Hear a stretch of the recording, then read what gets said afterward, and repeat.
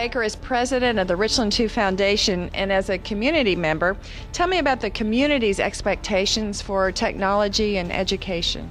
I think our community is strongly suited and well versed about technology in our school district. They have a strong interest in technology, and I think the community desires our teachers to be well trained to understand how to use the technology available to our students, and we certainly want to make sure our students are well versed as they go through elementary, middle, and high schools. I'm Heath Newman, 8th grade social studies teacher at Summit Parkway Middle School in the iTech classroom, known as Classroom of the Future. Each student has the individual computer for the entire class period every day, whether they're on their computers or watching video clips from United Streaming or some activity on the Promethean board. I think it's benefited their learning, keeps their interest directed more towards the lesson. A lot of the reading is done on the computer from an online version of a textbook or from websites that we find information on that relate to the topic that we're studying. Over the past 5 years, the requirements for state and federal accountability have increased dramatically. We knew as a district that we were going to have to find an effective and efficient way to manage our test scores, not only to make sure that they were in place so we could meet accountability, but so that our teachers were actually utilizing their test scores. We searched for a data warehousing system currently on the market and were unable to find anything that met the needs of Richland 2. Therefore, we decided to develop our own product in TestView.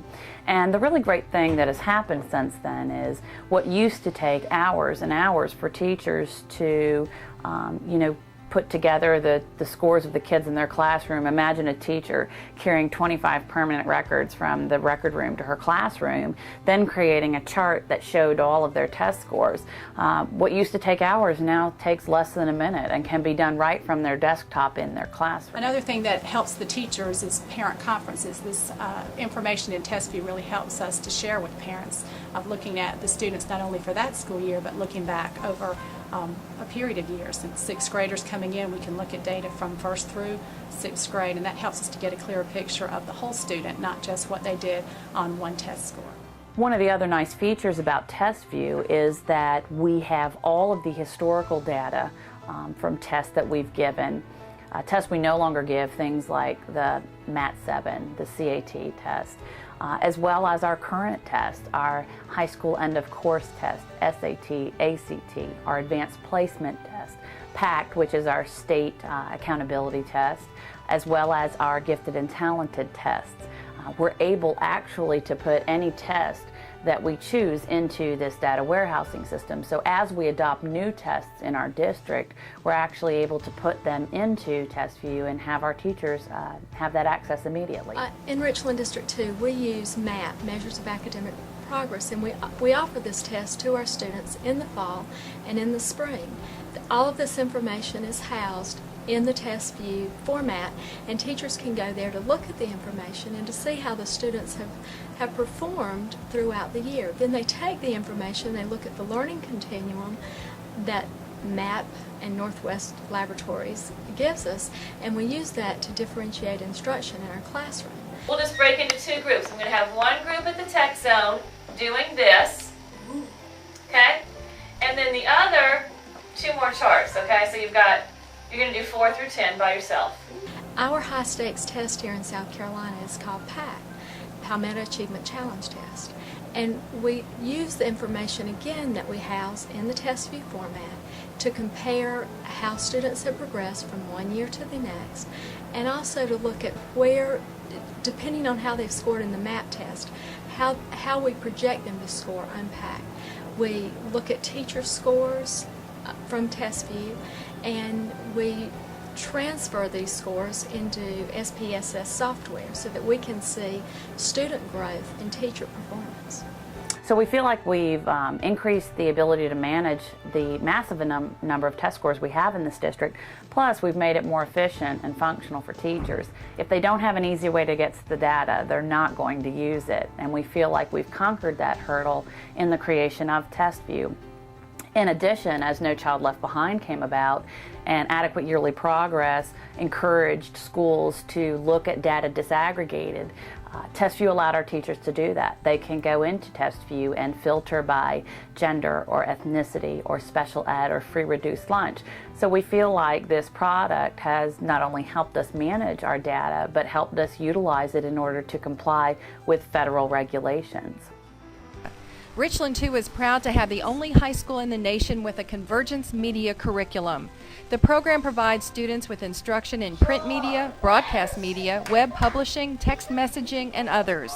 The news flow techniques of today's news giants like CNN are part of the curriculum at CAFPLEX, which is modeled after the International Journalism Training Center at ETV, known as Newsplex. Not too many years ago, who would have thought that learning to play piano would have something to do with a computer?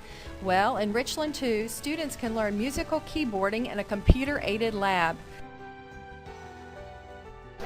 Another one-to-one computing program is found in InfoLink, an information management and technology magnet school at Richland Northeast High School.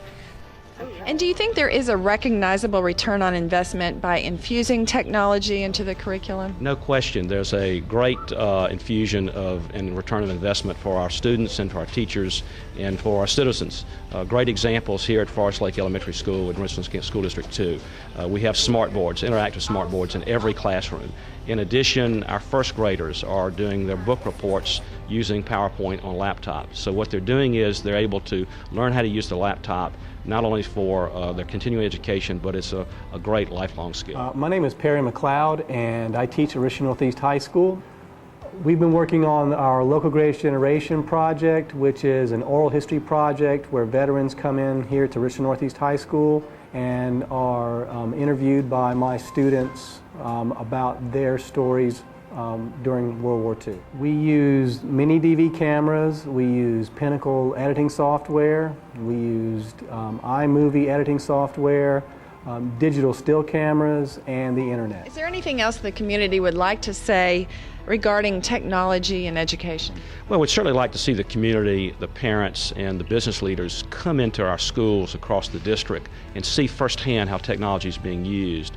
We believe that the more our business leaders and parents understand how technology is being served and used in the classroom and how our students are using it to learn, the better our chances are to gain financial support from our overall community.